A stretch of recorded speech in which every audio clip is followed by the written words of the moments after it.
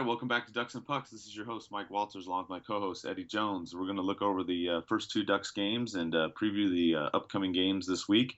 The first matchup we had, Eddie, was against the Pittsburgh Penguins, and it was a wild, wild game. The Ducks ended up going down 3-0 early, rallied back to tie it up, but ended up giving up another set of three goals en route to a 6-4 loss. Going back, looking at the first period, what do you think about how the Ducks started in that first period, Eddie? Well, they definitely started off slow. The first couple goals, the first one by Hornquist was a little bit of a softie on Gibson. He kind of just threw it on net and squeaked in under his arm, and the Crosby goal was pretty much the same. Lovejoy was some weak coverage on Crosby, and he kind of shot down the left side and just kind of squeaked one under his arm. And then Dupuis was the one who got a goal after that, and from there on, everybody thought this was going to be a rout after that, 3-0 down already. It's some more bad defense on Dupuis' goal. They kind of just passed right through us and cut up our whole defense and potted a tap in for Dupuis. And then after that, Kessler got a power play goal. Some really great passing on the power play, which is nice to see from comparing it to last year.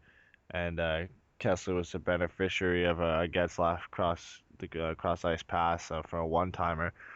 So yeah, the first period was not a great one for John Gibson or the defense, letting in three goals on 10 shots. But John Gibson was left in, so What do you think on that second period? The Ducks came out and Corey Perry lit up the lamp twice there, getting an assist from Patrick Maroon early on, and then he came through on the power play to tie up that game with getting an assist from Kessler and Vatanen. It looked like the Ducks at that point, they weren't playing well on defense, but they had gotten back in the game, and then with Perry scoring that tying goal.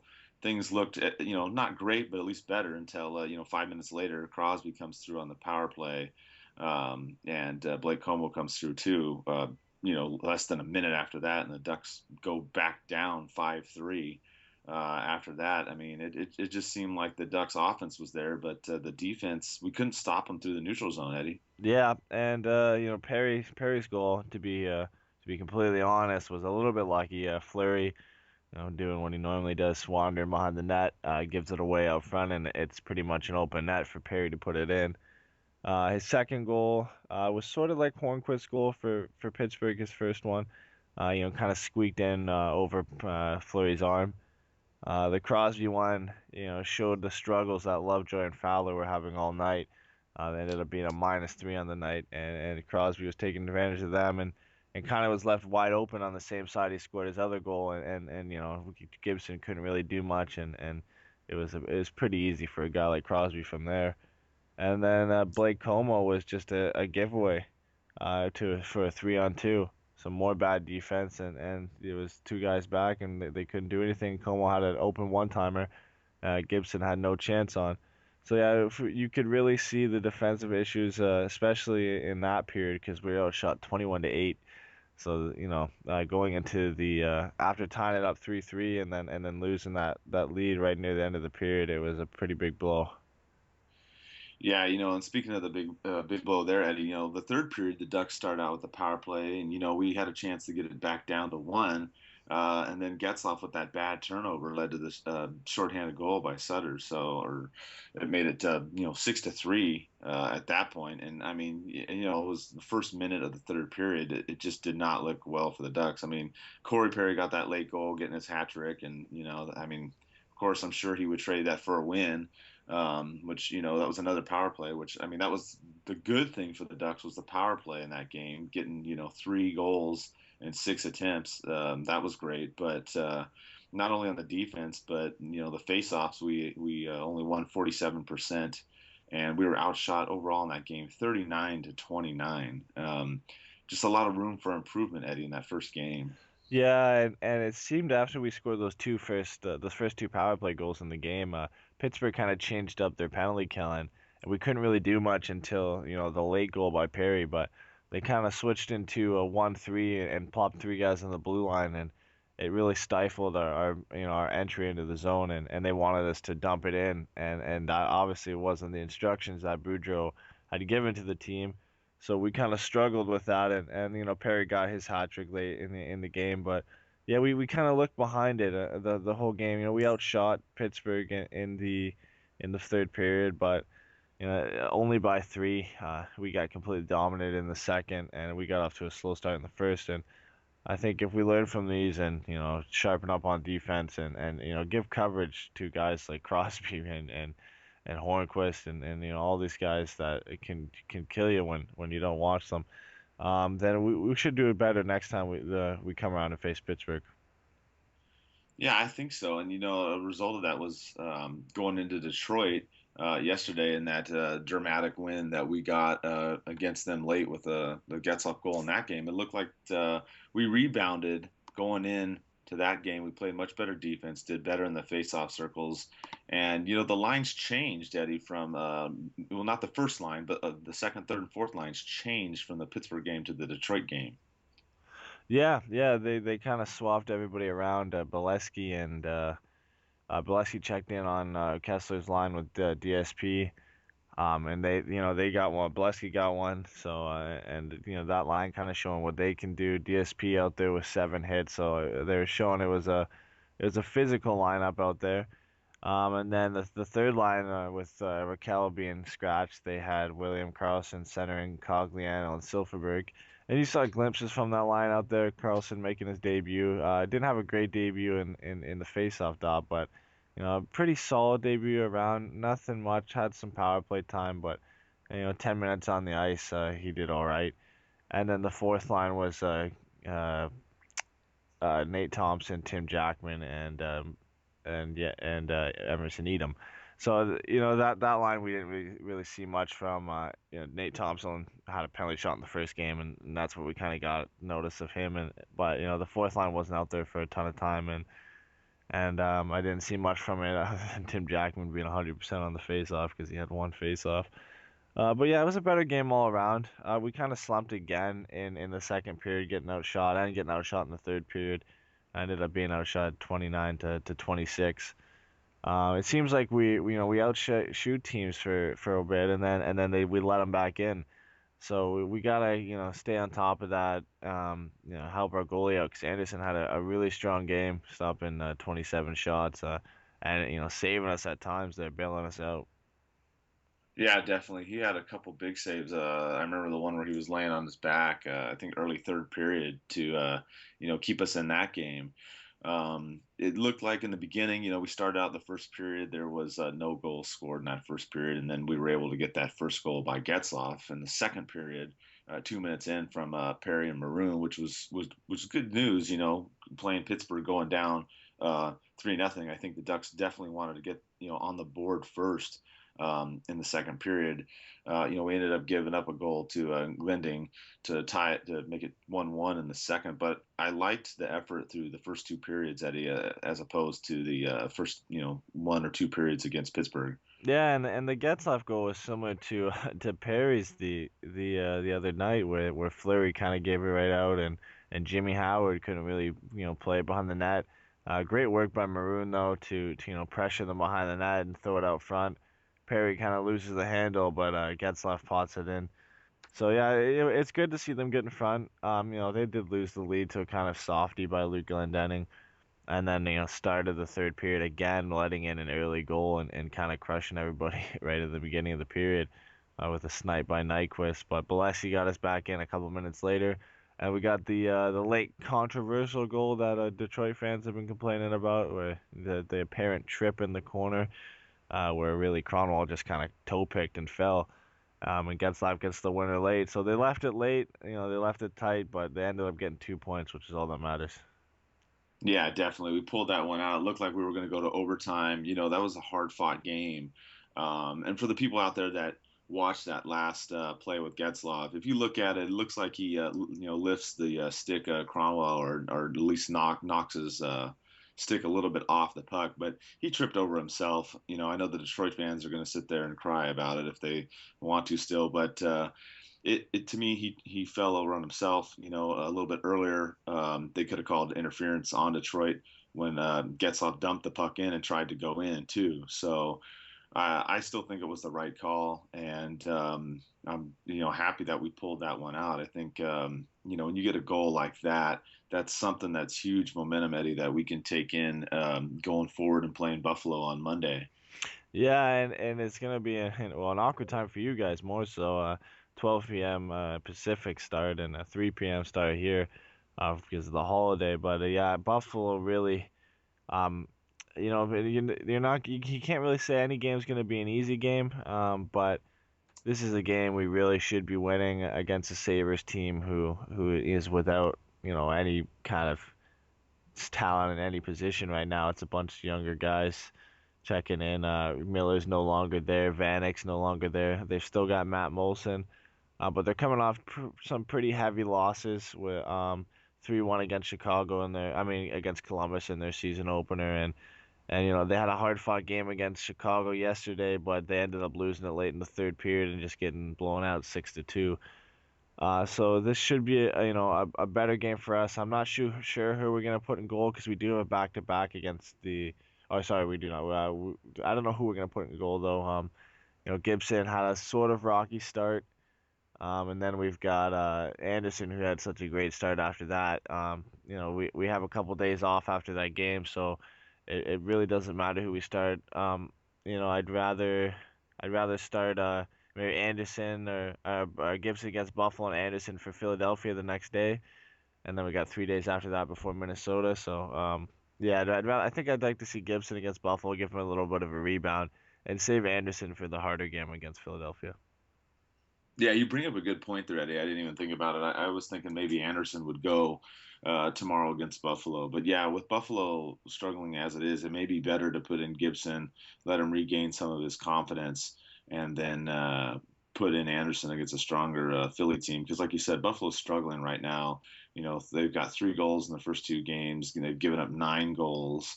And they don't really have anybody that's standing out and taking charge on that team. So you don't want to say that tomorrow is going to be an easy win, not by any stretch. No game is easy in the NHL. We all know that, but it's definitely a game that we should win. We need to win.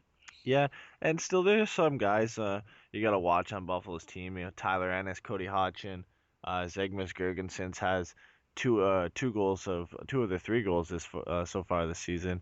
So he's a guy that's you gotta watch for too. He's a big center who's looking to produce in his second or third year in the NHL. Obviously there's a high draft pick from last year in Sam Reinhart who's made the team. They've got guys like Tyler Myers and Rasmus Ristolainen on defense, and most likely Jonas Enroth, who he can steal games some nights, so you got to watch for him too. So it's gonna be a game, hard fought game. They're gonna be probably a peskier team than they were last year, just because it's a bunch of younger guys. They've only got a couple guys over 30 that they've Right. just brought in. So I think though we should win. Getzlaf and Perry, they should lead the way. Kessler, all those guys, Gibson getting the start hopefully has a stronger game. He's not gonna face as many shots, and we gotta win the faceoffs in this game against a really inexperienced center core. And outshoot a team for once today. I think this is a team we can outshoot, and it should show on the scoreboard if we do. Yeah, you make a good point about the faceoffs. You look back at the Detroit game, we won, 55%. We had 28 wins as opposed to 23, and we ended up winning that game with Getzlaf doing much better, in the faceoff circle at 64%, Kessler at 57%. Carlson not as well at 38%, and Nate Thompson at 50. But overall, we still won a majority of the faceoffs, and I know we've harped on this before from last season and the playoffs and whatnot, and we put it in the game previews. But I always look at that as one of the keys to the game for the Ducks to win is winning the faceoff circle and the power play. We didn't do as well in the power play against Detroit. I mean, we had some good chances, but I think if the Ducks can maintain, a 30 something, 20 to 30 something percent scoring rate on the power play, and then win the faceoffs, 54, 55 something percent, every night I think the Ducks are going to have a chance to win, Eddie. Yeah, and moving on to the next game, which is right after on the Tuesday, it's going to be against Philadelphia. And this is going to be a tougher game. Philly hasn't started off so well right now. believe they're 0-3 to start the season. So it's not a great start to for Philly, losing to Boston, losing to a harsh game to New Jersey. I watched that game. Kind of they were up for a bit there and getting blown out and kind of brought it back, but New Jersey ended up taking that one. And then last night, being up 3-0 on Montreal and losing the lead and losing in a shootout. So Philly's going to be looking, to come back and come back strong, and they have some guys firing on all cylinders right now too. Giroux's had a good start to the season. Wayne Simmons has had a good start to the season. Sean Couturier is playing more minutes. So, it's going to be a hard fought game. It's going to be a lot harder than the Buffalo game. It's going to be a lot more physical than the Buffalo game. We got to make sure we don't get worn down. Our rookies got to be ready for this game because it's going to be a tough one to play, and especially being in Philadelphia, it's going to be a tough one. So, yeah, we got to watch out for guys like Wayne Simmons and Giroux. Any of the two goalies could start in that game, in Mason or Emery. And we already had hopefully Anderson slotted in that game. But yeah, it's gonna be a harder fought game, and but I still think we can come out with a win. Yeah, I think so. I think the Philly game might even, be similar to the Pittsburgh game. It might be a shootout type variety. I'm not a big fan of those games. I know a lot of people like them. Going back to Boudreau's days at Washington, there were a lot of, high scoring games. But this one could be high scoring with, Mason goals against a 3.59. I mean, I know it's only two games, but he's given up 7 goals, so there's a good chance that the Ducks could easily pile on 4 or 5 goals this game. But like you said, it's going to be difficult. I mean, you look at Wayne Simmons. I mean, this guy's got 4 goals in 3 games, and his shooting percentage is 40%, which is just ridiculous, Eddie. Yeah, he's got off to a flyer really. It looks like he's the guy they're gonna be looking for this game, and he's gonna be the hot hand coming into this game. I don't see him really cooling down within the time that we're gonna be playing them. So yeah, we're gonna have to do well. Put one of either the top line against him or the Kessler line against him and just wear him down and close him down and hopefully that'll work out. That they don't have many scoring options on that team. Obviously, Giroux is one of the better players in the league, and Wayne Simmons is having such a great start to the season. But outside those guys, they don't have a ton of offensive talent. Voracek would be one of the guys there. So they're a good team. They haven't started off so well, but you gotta watch them. They're always a good team and they're always pesky to play. Yeah, definitely. I think that one's going to be the harder of the two. And then another tough matchup we have is the home opener, on October 17th against the Wild. The Wild have gotten off to a really good start, Eddie. I mean, they played Colorado twice. They won both games. That been shutout variety too. I mean, it's just they're playing some good hockey with Parise leading the way with already 2 goals and 2 assists. Palmaville's up there with a goal and assist. Um, I think this home opener, this one is going to be a lower scoring, much tighter, tougher game, Eddie. Yeah, and boy, they've looked great so far. Minnesota has a tough Colorado team that most people predicted were going to slump off, but just keep them to no goals with guys like Duchesne, McKinnon, O'Reilly, Landeskog. Pot 8 past them in 2 games, and Darcy Kemper's been a revelation for them with their proposed number one and Harding breaking his foot, releasing Brizgalov and having Nick Backstrom in there, and he beats out all of them, and in the first 2 games of the season he proves his worth and backs 2 shutouts and stopping 46 shots in both games. So. That's going to be a tough game. I'm sure unless they're playing a back to back, I really could see him being the starter for this game. And they've got their top guys in Parise and Suter and Palmerville, playing well. Vanek only has an assist, and you still got to watch for him. Mikael Granlund, they've got a lot of attacking talent. I think the only place we got to expose is their defense. It can be weak at times. Jared Spurgeon is not too big. He's more an offensive defenseman. Ryan Suter's obviously one of the better defenders in the league. But you got they've got Matt Dumba who's a rookie, Jonas Brodin who's in his sophomore season, Scandella. Like their defense isn't as strong as some other teams, so that's got to be one place we look to exploit and stop Parise from shooting so much. He's already got 19 shots on the season, so and that shows with his 4 points so far in 2 games. Yeah, you know what I'm kind of surprised about is Miku Koivu, Saku's brother. He's only got 4 shots and no goals and assists, so that's kind of surprising in the first two. And I don't expect that trend to continue. He's scored goals before, so he's another one, though he hasn't registered on the stat sheet yet. You can't just think, oh, okay, yeah, we won't worry about him. Minnesota's got a couple lines that they can roll. And that's what made them so tough last year in the playoffs, giving even Chicago a hard time in the finals, or not the finals, but the playoffs last year, Eddie. Yeah, and yeah, like you said, it's going to be a tough game, and I think it all depends on how well Anderson and Gibson do next week and who we put in net. But yeah, but with Minnesota's pickup of a guy like Thomas Vanek, even through losing Molson, they can roll two pretty good lines now. Parise, Granlund, Palmerville, and Koivu, like you said, Vanek. So they've got a lot of guys they can throw at you, and they even in their first three lines. So it's gonna be it's kind of similar to our team. It's gonna be a hard fought matchup. It's gonna be a tough win. We're gonna have to solve Darcy Kemper. He's still young, so he's got off to two shutouts, but that doesn't mean he's unbeatable. So we're gonna have to come in and fix our defensive issues against such a good attacking team, and then get the get the young guys firing, get Corey Perry firing, Getzlaff firing, and hopefully pull out with a win. Yeah, and what do you think as far as the lines going forward? We saw the lines change from game one to game two. Obviously, we don't know when Heatley's coming back, so they're probably looking at Maroon on the top line with the Twins. You think that Boudreau keeps the other lines? You think he keeps Bolesky with Kessler and Smith Pelly, and then Cogs with either Carlson or Raquel, and then Silverberg, and then the fourth line, Edom, Thompson, and Jackman? I don't know. I know that first line is probably going to stay. That it's been great so far, and it's the reason we've scored most of our goals so far. But I think he'll probably move some things around. I know he does. It looks like he doesn't want to have an all kids line, so we're gonna see Edom and DSP, Raquel and Carlson all split up. I did like that Cogliano, Kessler, Silverberg line, but it's gonna be hard to keep that together. But yeah, I think we'll see different lines. And definitely in the Buffalo game, he can experiment with some things.